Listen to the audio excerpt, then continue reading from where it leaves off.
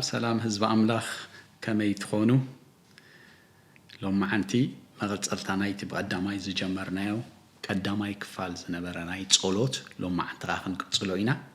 እግዚአብሔር አምላክ ይባረክ ሰላም አምላክ ይብዛልኩም አብዞ ዘለኹሞ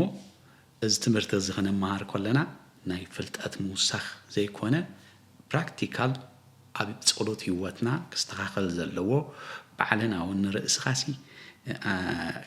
ከተለማመዳ ኣብቲ ውሽጥ እትውልካ ባዕልኻ በቀጥታ ምስ እግዚአብሔርካ እትራኸበሉ መሳርሒኻ ክትቀመሉ ክትለማመዶ ዝእቱ ነገሪና ንገብር ዘለና እግዚአብሔር ይመስገን ካብቲ ዝሓለፈ ኩሉ ክንጠቅሶ ይንኸድኒና ምክንያቱ ቪድዮ ስለ ዝሓለፈ ማለት እዩ ኣብቲ ሓዝ ዝሓለፈ ስለ ዘለና ካብኣተን ግን ዓበይቲ ነጥቢ ክንመሃሪና ማለት እዩ نت اللينك زي رخبكم وندحر على نتا قدامي تخفال أبتحت اللينك قبر لكم نوعو ريوكم تمزيهم نابزن لو معنتن مهارو صفح قبل لنا يتمردات أنا مالتي كابت زحالة فجن عبيت نايت صلوت نكر تزاري من نيرنا انتي زبل صلوت حد خاتم أجزي أبيرنا أمنت ذهبوا نأمنت مسارحكم مخانو رينا نيرنا قبل ممد حلف زبالهم مخانو كاب سجاول ممد كاب هايمانو تنت وت زبالة نجاري صلوت انتي دايلنا مسفت أريسي بقت تزرخ خبكا مسمركم مخانو ينارينيو እግዚአብሔር ይባረክ አክሰስና مسفت أري بقى بزي مخلكال أبترل منفسه وعالم كن أتو زجبر أن نجر أنت إنتلنا نايت صلوت هواتنا أنت تستخدمي مالتي نا حدا أماني زلوني منفساوي هوات عبيت ناي منفساوي عبيت مرحيت حيلي قبل اندحر كوينو نايت صلوت هوات خستخاخل على إذا أمنا يدلي أبتناي corporate very important زحلف إمبارت نجبرو نجار على جن أبقل خازي تلامامد كايو أب corporate كاخوات أي كألنيو زي عبيري بارا لازم تايرينا نيرنا كل ما بوتاتنا يتصليو خمس نوارو نايت صلوت هوات discipline زلو نايت صلوت هوات كم زنوارم يرينا مالتي أتعبي مرأي زغون الناجن أرأي حدي قلنا زخدقن قويتنا يسوع كريستوس قويتنا يسوع كريستوس كل ساعة يتسأل خمس نبرة بحتي له يتسأل خمس نبرة ليتي بملء تاخمان أبتصلت كم زنق حوز نبرة قال أملاخي نجرنا نزي أبتبقى دامي تزارنا له بسفح يسلا زلنا كثري ونوع حد قولكم إيه مالتي زي عبير أملاخي بارك لازم نوع مسرعيو قاعد هك مزامرتو عورات كريو بعينهم ريوميم موتات كتسوء بعينهم ريوميم أنت خوانا جن نوعو مهارنا ويكما يجرك أخذ قبرو أرئينا عيلولوان أنت هيدا وسيدو من تيلنا نايت صولوت يواتو سلازماسات كله تميستركا أغاننت زواتلو عورات زريئلو حنكاسات ززلولو زنبارو ميستر انتا انتيلنا مصبقو زلوات نق زبالا هيواتكم مخانو مسرعيو نساز قبرها زلوغا بتصالوتكم مخانو سلاز فلوتو انتاي لمو تصالوت مارنا إلمو زيابيري بارا لو من بار ازي نمهارو زلنا أبي هيواتنا خا حلف يلنا لكع كم تنساتم نستمهارو ناي تصالوت هيواتم تستخيل زواتة كم كأن حنا هيواتنا مستان كستخاخل ناقوت بقى كنبلينا زيابير أملاخي بارا لذي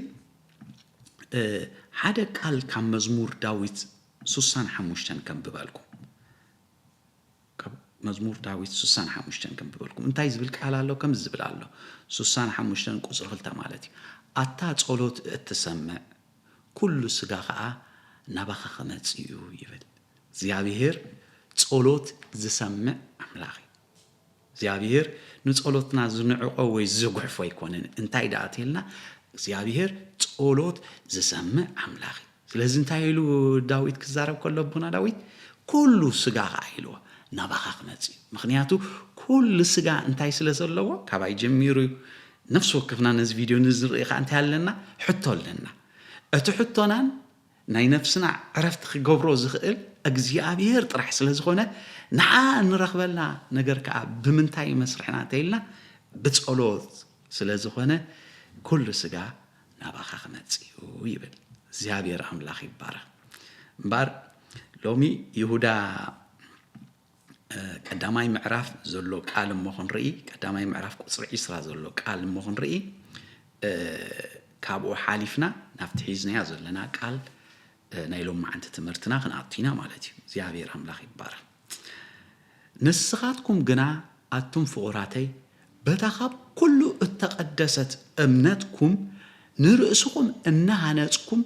በመንፈስ ቅዱስውን እናጸለኹም ይብለና እግዚአብሔር አምላኽ ይባረክ እንታይ በታ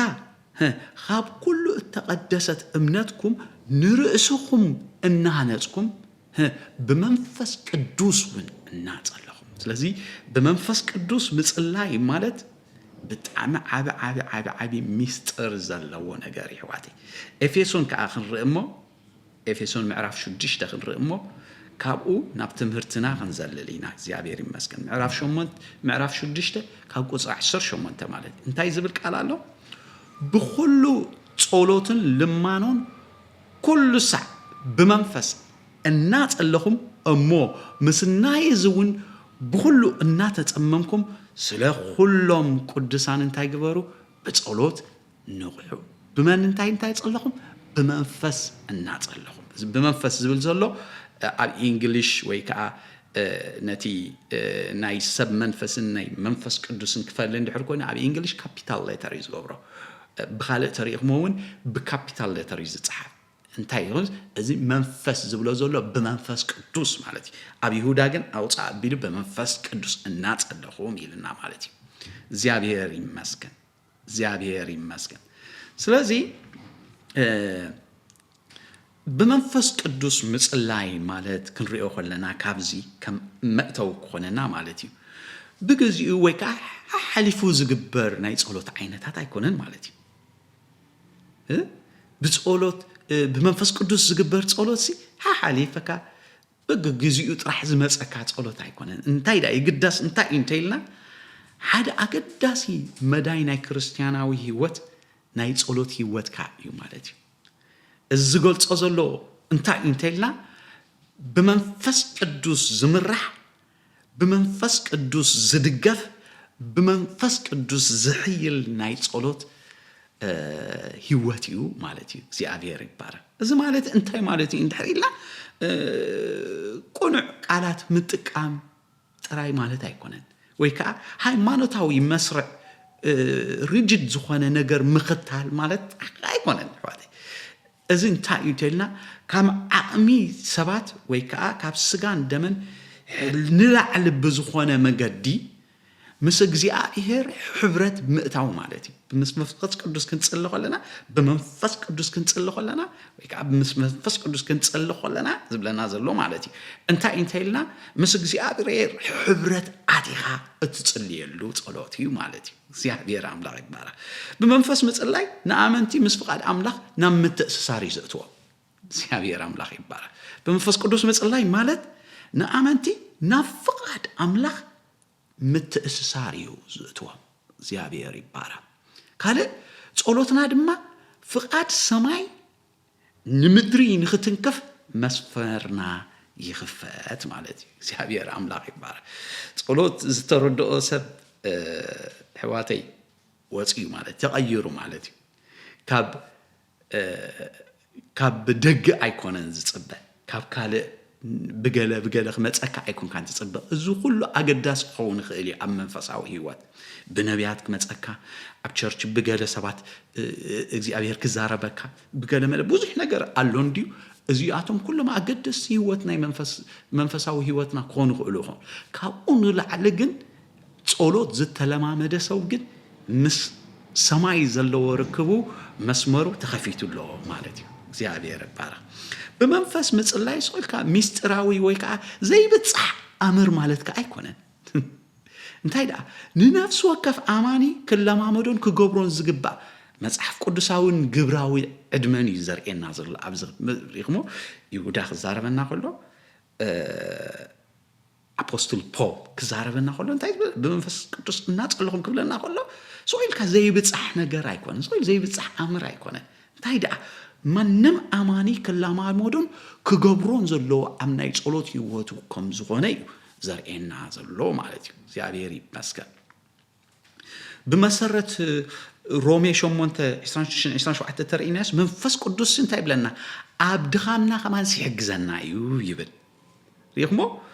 من فس قدوس أبدخامنا كما يجرنا خم نسأل كمان ينفلتنا أبدخامنا يعطوي لنا يحجزنا زيابيري مسكن كم فقد أملاك كان تاي جبرنا يلمنا لنا سلازم بمفس قدوس مثل الله مالت هذا عمق الزبالة مرحيت علوه مالتي زيابيري مسكن هذا عمق الزبالة مستر علوه مالتي انتاي جبرك كم فقد أملاك عيد من لنا أزي مالت ولاون انتاي كنت اللي خمزة لنا أبزين فلت الله وانسي منفس قدوس بعده بزين جر انتاي جبر لنا يا مالد لنا بزين جر هلتا يتسألينا زيابيري مسكن سلازي بوتسي تاون مثل بأملاك بزسما عن من قد خنت اللي خايخ لنا يمرحنا مالتي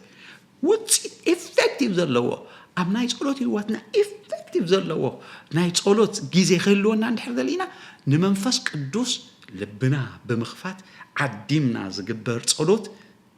توديو مالتي زيابير مسكن انتاي بوزح زربا بمفزح سي زسمعو يمصلهم زبل قال الله اب ماتيوس مالتي ماتيوس معرف لدش ترينا بوزح زربا خت الزربا يتوعلني بمنفس قدوس زمرح effective زخونه نلب املاح بزف ردعو نفقد املاح بزف ردعو غيرو يتونا مالتي باولوس نزم مرحزي كزاربنا كله افتناي افسون شدشتا اندحرينا ابوشتيتي منفساو وغيو ياتيو ابو ياكاتيتو انت يزبلنا قدم افسون شدشتا اندحرينا مالتي كاخبز وصي خدم بالكم افسون شدشتا اندحرينا كاب 10 ولا خم بالكم بزترفس احواتي بقويتان بصنعت حيلون برتعو مسبله انت يزبل اتقلسنا مسحلقناتن سلطاناتن مسناي صلمات جزاءت عالمن مس منافست اكاين اب سمايات ايو امبر مسغان دمن ايكونن امو نفحصو سيطان مقوام انت تقولوس كل اصوار املاح انت يغبروا لباس ويلنا دحري ختي سلازي بتاكيد معلت مقوام انت تقولوا كل مسسلتكم وندو كتبلو سيلو بزلو اصوار املاح انت يغبروا علعلو لباسو علعلو يلنا بمولو امتم اصوار املاح كاون تحت بزلو سقاب قصر 10 شمت انتو يزنببنا يتقصمي دقيم حقوقكم بحق تعاطيكم درع صدكم تخدينكم ناي وانجل سلام مدلا اغاركم كمس انا اتيكم مسنا يزغل خا نتخوفون رسون من تزبلخ تقولوا والتا امنت علعلتهم كلهم لبسوهم تبعلنا مالتي ناي مدحان قرع راس اتو ناي منفس يوفون قال املاح حزو مسبله اب تحتي اشعو التحزب لنا انت انتلكم بكل صلوتن لمانون كل ساعه بمنفس قدوس እናጸለኹም ወይካ بمنفس እናጸለኹም ይሉ አምናይ ትግርኛ ይዛረቦ ማለት እዩ እንድሕርኢናዮ አፍቲ ናይ ውግ ንለብሰሉ አፍቲ ናይ ሙሉእ ዕጥቂ አምላኽ እንእትኮሉ አብኡ እቲ ጳውሎስ بمنفس صليو خاز بلنا زلو زنتاي مالتي اندحريلنا بزي منفس قدوس زغبر صلوت اتعدك خلباسي خيل خون غناي تنقساسني خا حيل زلو منقسقاس كتكيد كن اشغاري بزي منفس قدوس زغبر صلوت اتو خلقت لبسات خيل خا لبسوا بلنا لبسوا على العلو يلو بمولاتي والله حيل زلو منقسقاس كتنقساس اندحر كوينكا كن بمنفس قدوس كتصلي خمزلك ايو زتبابعنا زلو እግዚአብሔር ይመስገን بمنفس مصلاي ኢና ንቁሓት ኮይና كنصنع نوديت صلاي كنسعر زغبرنا انتا ايتلنا بمنفس قدوس مستتصلي نقح علرت تخو نذا حقي اممهار وي مسبخ نامنتسي بمنفس مصلاي اماراص زي كونسي انتا ايتلنا اماراص زي كونه تمهرتكم مخانو كردأنا يقبوي مالتي سلازي نعاوت نصنعات نعميق مس املاخ زلنا حبرت ክንኣትወሉ ንኽእል ብምንታይ እተልኩም ብመንፈስ ቅዱስ ዝተመርሐ ጸሎት ንህይወትና ኣገዳሲ ናይ ጸሎት ህይወትና ኣገዳሲ እዩ ዋተይ እግዚአብሔር ይመስገን ስለዚ ሓደ ዓቢ ነጥቢ ክንዛረብ ሕጂ እግዚአብሔር ይመስገን በመንፈስ ምጽላይ እንታይ ማለት እዩ በመንፈስ ምጽላይሲ እንታይ ማለት እዩ ንጹር ንምዃንስ ከአውጽእ ተቢልናዮ በመንፈስ ምጽላይ ማለት ገለ ምስጥራዊ ወይ ከዓ ደጋው ተሞክሮ ማለት አይኮነን በመንፈስ ምጽላይ አውልካ ምጽላይ ወይ ከዓ ቀሲልካ ምጽላይ አይኮነን ብዝሒ ቃላት ሉሉሉ ምባል አይኮነን እንታይ ዳ ወይ ከዓ ትሕቲልካ ስኢልካ ከምዝ ምባል አይኮነን ወይ መንብርካ ማለት ጥራሕ አይኮነን ወይ ከዓ ሙጉያይ ማለት ከዓ አይኮነን بمنفس مصلاي كنبل كلنا خبزي بقلل بزبل اقلال صاقوان دحرينا انتاينا نبل بحيلن بصلوان بمرحيت منفس قدوسن مصلاي معناتي بحيلن بصلوان بمرحيت منفس قدوس زغبر صلوت بمنفس قدوس تصللخا معناتي እግዚአብሔር አምላክ ይባረክ ካብ ስጋ ዘይኮነ ጸሎት ማለት እዩ እንታይ ዳአተልና ከም መንፈስ ቅዱስ ዝውሕዝ ጸሎት እዩ ማለት እዩ እግዚአብሔር ይመስገን እግዚአብሔር ይመስገን እግዚአብሔር ይመስገን በደጋው ዘይኮነስ በመርሒት መንፈስ ቅዱስ ዝተደረኸ ጸሎት እዩ ማለት እዩ እግዚአብሔር አምላክ ይባረክ ሮሜ 8:26 ከምታ አንተ ይዝበልኮ መንፈስ ድማ ንድኻምና ይድግፎ ይሎ በዘይ ነገር እህታኻ ይልምናልና ማን ይዝልምናልና አተልና ኣብናይ ትግርኛ መንፈስ ስለዝብሎ ምስቲ ናይ ሰብ መንፈስ ክስተከይነ ብሎ እዚ መንፈስ ዝብሎ ዘሎ መንፈስ ቅዱስ ማለት እዩ መንፈስ ቅዱስ ሲ ንድኻምና ይድግፎ እዩ ይብል ናይ ሰብ መንፈስ ሞ ንገዛእ ርእሱ ከማን አይደገፈን ናይ እግዚአብሔር መንፈስ ሕያው ናይ እግዚአብሔር መንፈስ ግን እንታይ ገብረካ ንድኻምካ ይድግፎ ይልዎ ታይልዎ በዘይ ነገር እህታኸ ይልምናልና ይሉ በዘይ ነገር እህታ ይልምናልና ስለዚ ጸሎት ንዝኸብደና እንታይ ከምንጽልኸማን ኣብዘይ ንፈልጠሉውን ሓደ ጊዜ ተመሪርና ببوزح ነገር ዘረባ ኣብዝጠፋና እዋንሲ መንፈስ ቅዱስ እንታይ ክንጽልኸም ዘለና ስለዝፈልጥ ንሱ ኣብድኻምና ጣልቃ ይኣቱ ንሱ ኣብድኻምና ጣልቃ ይኣቱ እግዚአብሔር አምላክ ይባረክ ለዚ በዛ አጋጣሚ ንሽተይ ሓንቲ ነገር ተስከብር ብልሳን ምጽላይ ዝብል ማለት እዩ ተታሕቱን ድሕራይ ክንርኢና ሕልፊልና ካብዛ ብድሕር ዚኣኻ ብልሳን ምጽላይን በእምሮ ምጽላይን زبل أقرنطوس 14 زلو نعو قدامي قرنطوس معرف 14 زلو نعو اتويلنا طبق إلنا نرينا متان effective كنكون مالتي سبسي فرينو زي بالله مكينة بلا بابا بابا بابا سلازبالة بمنفس قدوس تقل له مالت هيكون كابز حلف زبالة بمنفس قدوس متصلاي مالت بمرحيتن بناتو حيلن بناتو تصلوان تماريح كاز جبار صلوتي حدا لسان وهبات منفس قدوس تعمر منفس قدوس مالت هيكونه كردنا مالتي لسان وهبات منفس قدوس بوهوات سلتصلخا بمنفس قدوس تصللخا مالت هيكونه كن حدا عبي مستر كم زلو باللسان متصلاي كن ابز متصخا نعو كنتوسينا እግዚአብሔር ይመስገን بأمورو سلتصلخا لبجاغا وزرباتا تمصيخا ولا قال تبلكا بمنفس قدوس تمرح لها مالت ايكونن كما يدعيت منفس قدوس زمرح انتريلنا نعقو بمسمعن نمنفس قدوس مرحيتو بمقبالن السوخة قال እግዚአብሔር ابزلوخ قال املاح مسؤ ስለዝحلفن نزي توتالي سميت جيركا توتالي اتحتي مقصر منفس قدوس كوينكا زغبر ጸሎት مالتي ويتا يمسكن لذي ابزمص نزن زهابكم از صبيقنا كنتم كفوينا نحجي جن سلامنتاي بمنفس مصلي اقداس زغبو سلامنتاي ثلاثه نطقات كنزاربينا حدا تقدماي بمنفس قدوس مصلي اقداس زغبو انتاي تيلنا مسفقاد املاح سلازا سمامعنا مسفقاد املاح سلازا سمامعنا منفس قدوس أب قدامي قرنطوسي تايبل أب قدامي قرنطوس معراف كلته كاب قصر 10 اندحرينا مالتي معراف كلته كاب قصر 10 اندحرينا انتاي لنا ات منفس غنا معملو املاح اكو كيترفه ንኩሉ ይምርምር እሞ ንኣና ኣምላኽ ብመንፈስ ገይሩ ገለጸልና እቲ ኣብኡ ዘሎ መንፈስ እንተዘይኮይኑስ ኣብ ሰብ ዘሎ ነገር ዝፈልጥ እንታዋይ ሰብ እዩ ከምኡውን መንፈስ ኣምላኽ እንተዘይኮይኑስ ነቲ ኣብ ኣምላኽ ዘሎ ሓደ እኳ ዝፈልጦ የልቦን ይብለና እግዚአብሔር ኣምላኽ ይመስገን ስለዚ መንፈስ ቅዱስ ማዕሙቕ ኣምላኽ ከይተረፈ ልብ ኣምላኽ ከይተረፈ ዝፈልጥ ስለ ዝኾነ ብመንፈስ ቅዱስ ክትጽሊ ከለኻ ብሓሳብ ኣምላኽ ብፍቃድ ኣምላኽ ትጽልለኻ ማለት እዩ ጸሎትካ ኢፌክቲቭ ክኸውን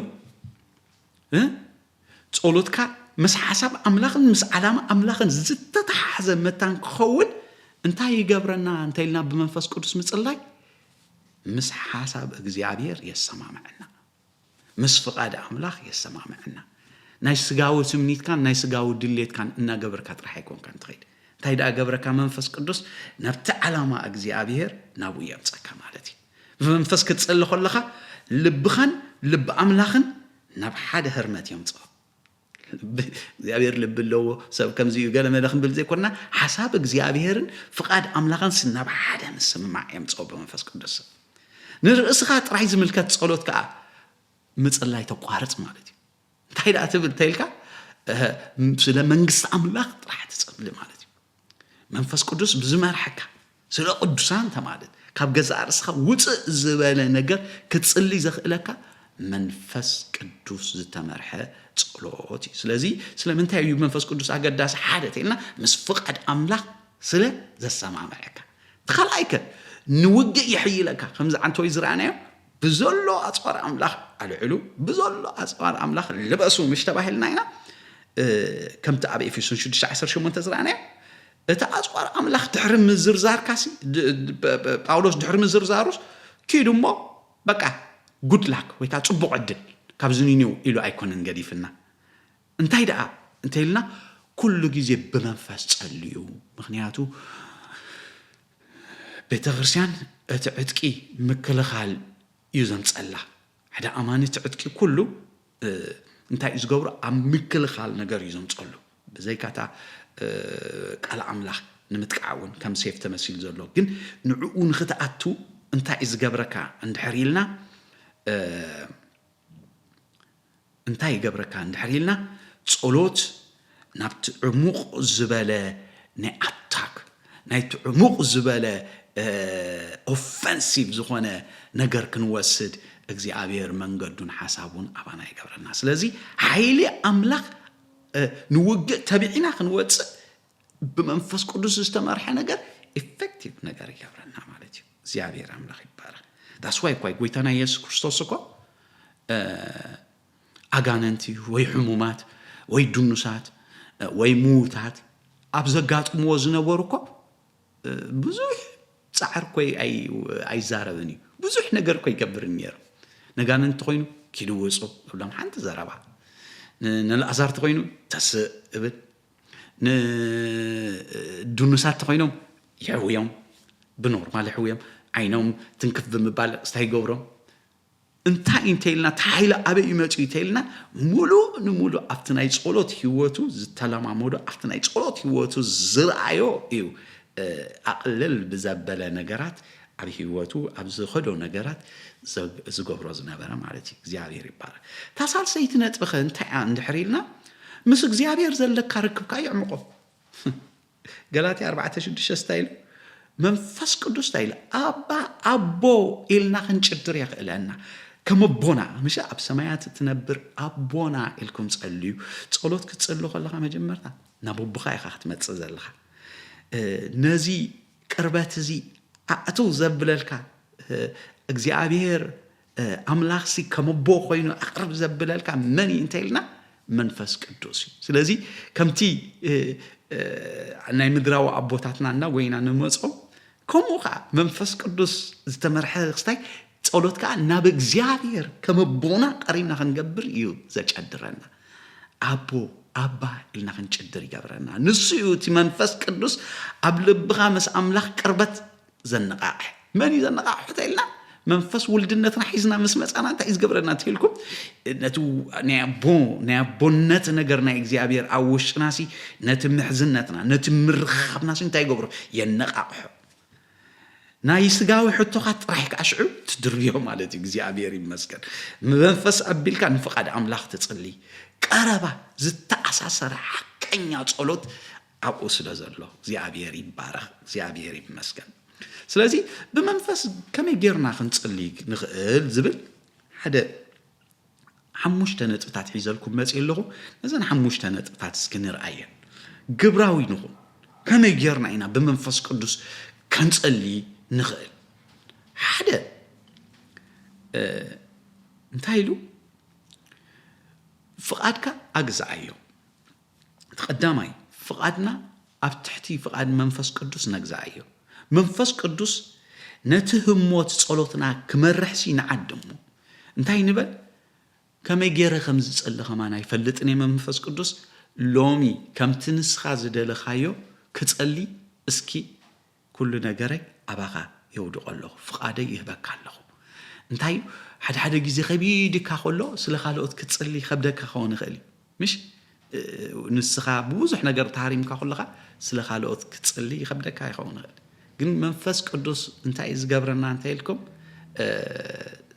ፍቃድና ኣብ ዝሃብናዮ ግዜ ባዕሉ ብዝመርሐና ከም ዝደለዮ ገይሩ ዝመክል ኢሉ ኣብ ቆሮንጦስ ቀዳማይ ቆሮንጦስ ምዕራፍ 11 ንሕርቲ ዘይካጌ ማለት እዩ ሓደ መንፈስ እንታይ ዝገብር ከም ዝደለዮ ገይሩ ዝመክል ኢሉ ከም ዝደለዮ ገይሩ እናመቀለ ይህብ ማለት እዩ እግዚአብሔር ይመስገን ድሓን ኣርእስትና ኣይኮነን ብውህበት መንፈስ ቅዱስ ምስተዛረበ እዩ ኣብ ጥራሕታ ኣርእስቲ ክነግረኩም ቀዳማይ ቆሮንጦስ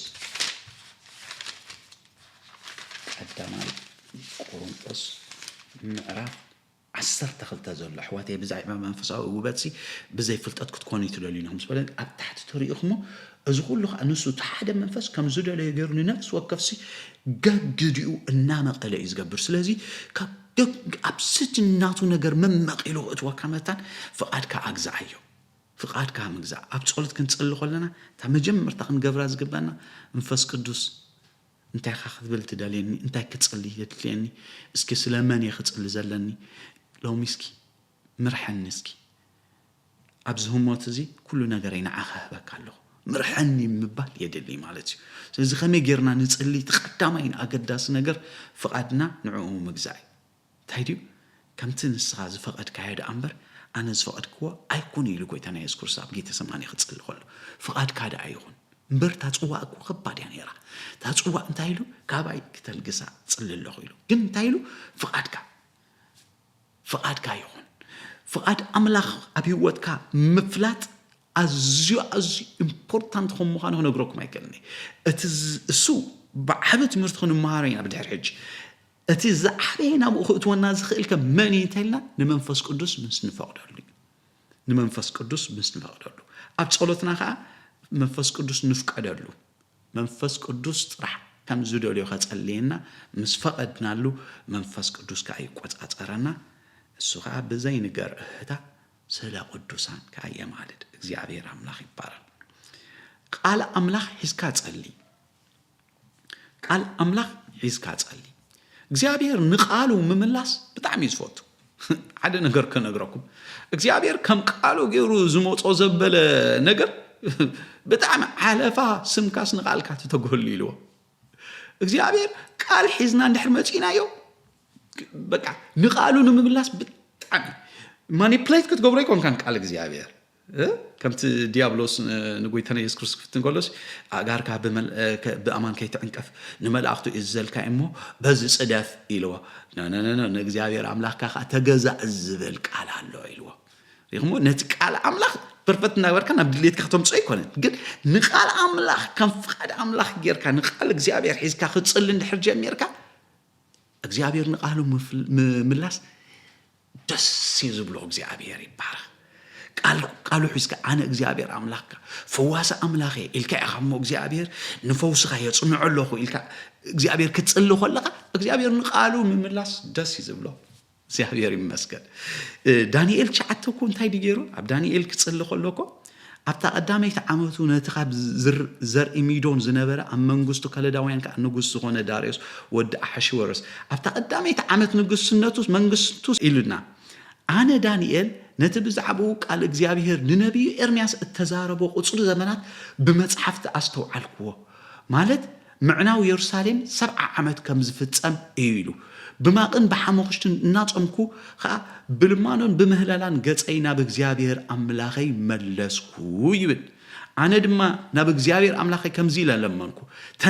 ተናዘዝኩን ወጎይታይ አታነቶም ዘትውኻን ተእዛዛትካ ዝሕልውን ኪዳን ምሕረትካ እተጽንዕ ዓብይን እተፍረን አምላኽ ኢኻ ንሕና ኃጢአት ገበርና አበስና ረሲአንን ዓለውትን ኮንና ካብ ተእዛዛትካ ካብ ፍቃድካን አግለስና ኢሉ ምስ ወረደ ጎይታዬ ንኣኻ ጽድቅ እዩ ንኣና ግን ነቶም ሰብ ይሁዳን ነቶም ኣብ ኢየሩሳሌም ዝነብሩ ነቶም ብሰሪእታ ንኣኻ ዝጠልሙ ጥልመትን ኣብተን ዘዝክዋዮም ኩለን ሃገራት ኣብ ቀረባን ርሑቃት ዘለዉ ኩላም እስራኤል ከምዚ ሎሚ ኮይንዎ ዘሎ ሕፍረት ገጽ ኮና ኢሉ ይዛረብ ድሕሪኡ ግን እንድሕሪኢኹሞ ነቲ ብትንቢት ኤርምያስ ዝተጻሕፈ ቁጽሪ ዘመናት ምዕናው ኢየሩሳሌምሲ ሰብዓይ ከአኸሙ ይእኺለን እንተን ሰብዓይ ልዩ በጾምን ጸሎትን በማቅን ብልማኖን ናብ እግዚአብሔር ዝወደቕ ዘሎ ምዕራፍ 9 ዳንኤል ራይዎ እግዚአብሔር ንቃሉ ምምላስ ደስ ዝብሎ ልክ በቲ ትክክል ዝኾነ ጊዜን በትክክል ዝኾነ ናይ እግዚአብሔር ቃልን ክጽልምሽ ጀመረ እንታይ ከም ዘጋጠሞ ንፈልጥ ኢና መልአኽ ካብ ሰማይ በታሽዓ መዓልቲ ይተላእዩ እግዚአብሔር ይመስገን መልሱ ሽዑ ይመጽኢሉ እንታይ ተይልና ቃል አምላኽ ሒዙ ስለዝጽል ዘሎ ነቲ ዘመን አላሊዎ ነቂሑ ስለዚ ነቀሕት ዘመን ካኸም ዝኣኸለ ምስፈለጠ ቃልካ እንዲ እግዚአብሔር ኢሎ ን7 ዓመት ምሽልካና ኢኻብት ብነቢ ኤርምያስ ኢሎ ብነቢ ኤርምያስ ከም ዝኸበልካና ቃልካ ሒዘ መጸካ ኣለኹ እግዚአብሔር ኢሎ እግዚአብሔር ጸሎት ዝምልሲ እግዚአብሔር ንቃሉ ዝተጋህ አምላኽ ስለዚ ሓደ ካብቶም ብመንፈስ ከመጌርና ንጽል እንተይልና ቃል አምላኽ ሒዝካ ምጻ ንቁሓትን ጽኑዓትን ከኣውንኹን እግዚአብሔር ይባላል ብዛዕባ ጽንዓት ኣብቲ ዝሓለፈ ርኢና ኢና ጸሎት ጽንዓት ከም ዘድልዮ ርኢና ነርናይና ኣብዛ ኤፌሶን 18 እንታይ ብኩሉ ጽኑዓትን ንቁሓትን ኩኑ ዝብሎ ዘሎ ካልኣይ ግዜ ነቲ ጽንዓት ኣይንወደና አለርት ግን ንኹን መንፈስ ቅዱስ ይዛረበና እግዚአብሔር ሓደን ክልተን ይዛረብ ኢሉ ሰብ ግን ኣይተውን ኢሉ እግዚአብሔር ይዛረብ ይዘሉ እግዚአብሔር ይዛረብ ማሕደሩ አባና ዝገበረ እግዚአብሔር አባና ማሕደሩ ዝገበረ መንፈስ ቅዱስ ይዛረብ ይሕዋቴ ስለዚ እንታይ ንኹን አለርት ንኹን ጽንበል ንንቃሕ እንድሕር ነቂሕና ዘመናት ኩሉ ክንመሚዮ እንድሕር ጀሚርና መንፈስ ቅዱስ ብኡ በቲ ዝነቃሕናሉ እንታይ ዝገብር ወጪኡ ቃሉ ዝበና ወጪኡ ዝመርሕና ወጪኡ ስለ ብዙሓት ክንቃትት ስለ ሓይሉ ክንዕጠቕ ዘውፀና ሕዋቴ ሎሚ ዘመን እዚ ክንወጸሉ ንኽእልካ በዘይ መንፈስ ቅዱስ ክንወጸሉ ኣይንኽእልን ኢና ስለዚ ንቑሕ ምስ ትኸውን እንታይ ገብረካ መንፈስ ቅዱስ ቀሊል ክትቀመልካ ማለት እዩ ኣብ ጌተ ሰማነ እኮ እንታይ ድኢሎም መንፈስ ንቑሕ ኢሎም ስጋ ግን ድኾም ስጋ አለርት ክኸውን ኣይክእልን መንፈስ ቅዱስ ኩሉ ግዜ ንቑሕ ኢልዎም እሶም ኣብዮም ንሓንቲ ሰዓት ምሳይ ክትነቑሕ ኣይከኣልኩምን ኢሎም ንሓንቲ ሰዓት ድሕሪኡ ምልስ ምስፈረ መንፈስ ንቑሕ እዩ ዘሎ ድሉው እዩ ዘሎ ስለዚ መንፈስ ቅዱስ ክንሰምዐሉ ንኽእል እንድሕር ክንነቅሕ አለርት ክንገብር ጀሚርና ሕጂ እውን ኣብዛ ግዜ እዚኣ ይዛረበና ኣሎ መሰዊኢና ከመይ ከም ነስተኻኽለኹማን ሕጂ ይነግረልና ኣሎ እግዚአብሔር ይመስገን እግዚአብሔር ይባረክ ካልእ ንመሪሕነት መንፈሱ ስምዑ ምስማዕ ብጣዕሚ ኢምፖርታንት ካብ ምዝራብስ ምስማዕ ይበልጥ እዩ ዝብል ሓደ ግዜ ብጸሎት ክንመጽእ ከለና ድርቢ ወዲና ኢልካ ኢኻ ትኸይድ ከምኡ ግን ኣይኮነን ክትጽሊ እንድሕር ጸኒሕካ ከም ዝብለኩም ዘለኹ እቲ መስርዕ ከመይ ጌርና ንጽሊ እውን ኣብ ታሕቲ ዳሕራይ ክንሪኦ ኢና ኣብ ዝመጽእ ዘሎ ምዕራፍ 3 ፓርት 3 ወይ ፓርት 4 ምስኣተና ከመይ ጌርና ንጽሊ ክንሪኦ ኢና ሕዋተይ እቲ ዝዓበየ ግን ንመንፈስ ቅዱስ ምርሒቱ ከዓ ንጸበ ጽንበል ጸሎት ብስወዳእኻ ጽንበል ኣብ ሓደ ሞመንት ጽኒልካ ምርሒት ተቐበል መንፈስ ቅዱስ ኢምፓርቲ ይገብር ይሕዋቴ መንፈስ ቅዱስ ይዛረብ ጽኒልካ ጊዜኻ እንድሕሪብካዮ ኣብታ ንእሽተይ ጊዜ ንዓኻ ብዝርድአካ ቃሉ ይልእኺ እግዚአብሔር አምላኽ ይባረክ ስለዚ በመንፈስ ዝምራሕ ጸሎት ምዝራብ ጥራሕ አይኮነን ምስማዕ እውን እዩ ንኣምላኽ ክዛረበካሲ ቦታ ክፈተሉ ዕድል ሃቦ እግዚአብሔር አምላኽ ይመስገን ካልእ very important ኣብ ዝመጽእ ዘሎ ክንዛረብ ኢና ብልሳን ምጽላይ ጳውሎስ ታይሉ ሓለፋ ኩልኩም ሲ ብልሳን ጳውሎስ ብልሳን ይጽልይ ማለት እዩ ሓለፋ ኩልኩም ኣነ ብልሳን ይጽልይ ኢሉ እግዚአብሔር ይባረክ ብልሳን ምጽላይ ማለት አምላኽ በተዛሃበና ህያባት ቋንቋታት ክንጽልኾንና ምስጢር ይዛረብ ኢሉ ንገዛእ ርእሱ ከዓ ይሃንጽ እዩ እግዚአብሔር ይባረክ ስለዚ መንፈስ ቅዱስ ብዛሃበና ውህበት ጌርና ምጽላይ ማለት ከዓ በመንፈስ ምጽላይ ኣብ ተሓደ ቦታ ብልሳን ምጽላይ ኢሉ የተሓዘይ ስለዚ በመንፈስ ቅዱስ ተመርሐ ጸሎት ልሳን ውህበት ከተጠቂምካ ጽልይ ከለኻ ከዓ ንገዛእ ርእስኻ ያንጸካ ነቲ መንፈስ ቅዱስ ክብገብሮ ዝደለኻ የዳልወካ ማለት እዩ እግዚአብሔር ይመስገን ስለዚ ስጋብዘን ሓሙሽተ ዚአን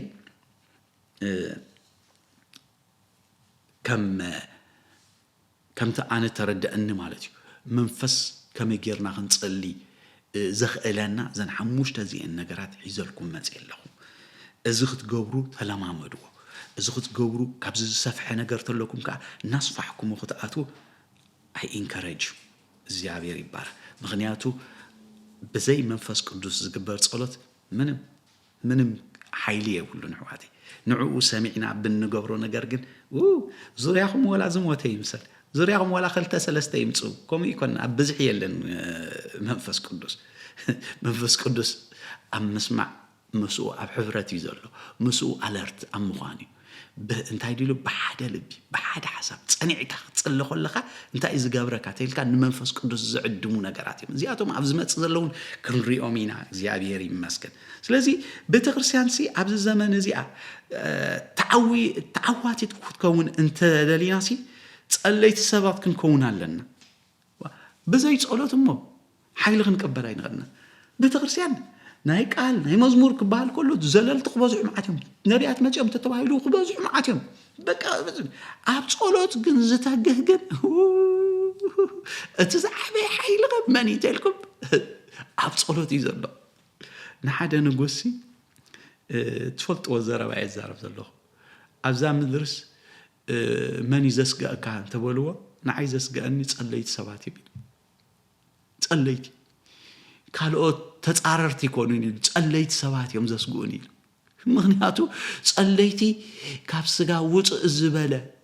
እንታይ ድዮም ኢሎም ዳንኤል እዚኦምስ መንበሪኦምስ ምስ ስጋ ለባሲ ይኮነን ኢሎም ከምዚ ዝበለ ነገር ክገብሩ ዝኽእሉ ኢሎም መንበሪኦም ምስ ስጋ ለበስቲ ይኮኑ ምስ መላእኽቲኦም እዚኦም መናፍስቲ ክኾኑ ኣለዎም ኢሎም እግዚአብሔር ይባረክ ዳንኤል ግን ነቲ ምስጢር ብምሉእ ኣብ ምንታይ ረኺቦት ኢሉ ጾምን ጸሎትን ሃበና ጊዜ የሚለው ጾምን ጸሎትን ገይሮም ስመጹሲ እቲ ምስጢር ሕልሙሲ ካይ ነገሮም ሕልሙ እዚ ሓሊምካ ድሕሪኡ መፍትሒኡ እዚ ኢሎምሲ ሒዞም መጽኦም እግዚአብሔር ይባረክ እግዚአብሔር ይመስገን ስለዚ ቤተክርስቲያን ዘይትጽልይ እንድሕር ኮይና ሓይሊ የብላ ማለት እዩ ኣነ ብስለ ቤተክርስቲያንና ኣዝያ ዘመስግነሉ ነገር ተይልና ናይ ጸሎት ህይወትና ኣዝያ ተስተኻኸለ እግዚአብሔር ይመስገን ሎሚ ብዙሕ ሰባት ክመጹ እኳ እንተዘይከኣሉ ግን ዝተስተኻኸለን ስሩዑን ዝኾነ ናይ ጸሎት ህይወት ስለዝነበረና ዓበይቲ ነገር ክንሃርም ከይልና ሕጂ ኸና ወይና ንመለስ ዘለና እግዚአብሔር ይመስገን ኣብዚ ጣዕመናን ከም ስጋዊ ትምኒታት ዘይኮነሲ ብመንፈስ ዝምራሕን ብመንፈስ ዝተመልአን ጸሎት እዩ ቤተክርስቲያን ከልዋ ዘለዎ ክጥዕመካ ይትጸበል ንጸሎትም ኣይጥዕመካን ኣነ ኣርጊጽ ሕጂ ክነግረኩም ኩልኩም ትሰምዑኒ ዘለኹም ንጸሎት ክጥዕመኩም ኣይትጸበይ ምስ ጣዕመኒ ክጽልይ ተይልካ ወይ ካ ናይ ገለመለ ኣማቻች እዚ ክገብሮ የገለልካ ጊዜ ትጽበት ኣለኻ ነን ኣይጥዕመካን ካብ ሕጂ ኻ ክነግረካ ዋጋ ኢኻ ትኸፍል ኤጳፍራስታይ ዲና ልናፍት ዝሓለፈ ዋጋ ኸፊሉ ስልኦም ዝጽልየሎም ዘሎ ዋጋ ኸፊሉ እዩ ለይትን መዓልትን ዝጽልየሎም ነይሩ ኤጳፍራስ ታቃል እንታይ ዲያ ትብል ኩሉ ሰዕ በጸሎት ዝጋደለልኩም ዘሎ ኤጳፍራስ ሕዋቴ ኣቦታትና ዋጋ ሰዊኦም ጊዜኦም ሰዊኦም እዮም ደኣምበር ናብ ጸሎት ዝኸዱ ነይሮም እምበር ክጥዕሞም ስለ ዝጽበዩ ይኮነ ናይ ጸሎም ነገራት ተስተኻኸለ ቤተክርስቲያን ኣማኒ ዋጋ ክፈል ጸሎት ዋጋ ዝኽፍል ጻዓት ዘድልዮ ምንቃሕ ዘድልዮ እግዚአብሔር ይመስገን ስለዚህ በመንፈስ ምጽላይ ከመይ ጌርና ንቃለስ ከመይ ጌርና ንአምላኽ ንሰምዖ ከመይ ጌርና ኣብ ሃጓፍ ደው ንብል እዩ ዝመርሐና በመንፈስ ቅዱስ ክትጽሊ ከለኻ ከመይ ጌርካ ትቃለስ አለርት ዝገብረካ ኩሉ ሪእሞ ዕጥቅኻ ለቢስካ بزولو أصار أملاح عليك كختواج أزجبرك على أزجبرك بمنفس مثل الله حوادي زيابير المسك إذا ما لتسي توسخنا يصلوت نجرنا يكونه أقد تسخ في صلوتي توسخي زس كاسك إذا خاخن جبر لنا إلك توسخ له نجرا يكونه لا دي تخندي كن زبالك في صلوتنا تايتلنا بمنفس مثل الله بمنفس قدوس استمر حد صلوتي زيابير المسك قداميت بتغرسيانسي نعلم كم يجرا خمس قلبت أتاتريخما مسرت أمنتنا أيوه مسرت أمنتنا ريخما خم يجرون قلبي تباتيلكم ثم قدامت بتخرشان بحدا لبي بحدا منفس تصنيعهم نتنا إجابيهر منفس زبلهم زلوا نجر نعو قال أملاح حيزهم بموتعهم مدري upside down زقمت قالوها أبز زمان زخاء نخالينا حواتي أبز زمان كا نمنفس قدوس ألرت كيرنا نحركينا عورات كريو يخلو يوم حواتي أزي تصويات كوي كونن حواتي أمنتنا تصويات هيكونن عابي منفساون ملوكوتاون حيل تقبلنا عن كي تدري نايت قلوت هيوت نايس تخاخل نايت قلوت هيوت نايس تخاخل نايت صوم هيوت نايس تخاخل سلاب بتخرسيان زعوجت الكاي كون كانت تصوم بك بزخ الكاي كم نجوه سكبس عشود الشمس وهم كمان سي لمدو جبر زيابير أملاخ يبارك I hope قال نجار وسيدكم كتكونوا أجزيابير أشوريو نزنوا بلازر لنا عمق زبالة نجار نحركنا أتجمرنا حواتي كابدق زمت سايكونكم من كتصبايو بجزاء رأسهم سماي تغفيتو ملوكوتاوي ملوكوتاوي مرحي كتقبلوا خد جمهوريهم أجزيابير مسكن እግዚአብሔር ይመስገን ባር ንሎም አንቲ ሒዘልኩም ዝመጽኻ ኣብዚ ኣክውዲኤ ኣብዚ መጽ ዘሎ ከመይ ጌርና ንጽሊ ዝብል ጽቡቕ ጌርና እቱ ክንብሊና ኣብ ጸሎት ኣገደስቲ ዝኾኑ ነገራት ከ እንታይ ምዃኖም ከ ነዞም ነጥብታት ከ ክንገልጽ ኢና ማለት እዩ እግዚአብሔር ኣምላኽ ይባረክ እግዚአብሔር ኣምላኽ ይባረክኩም ነዚ ነገር እዚ ሼር ግበርዎ ጸሎት በቀዳማይ ነጊረኩም መምሃር ጥራሕ አይኮነን ጸሎት ክትፈልጦ እንድሕር ደሊኻ ምእታዊ ገዛእ ርእስኻ ኣብኡ ብምውዳቕ ኢኻ ትመሃር እምበር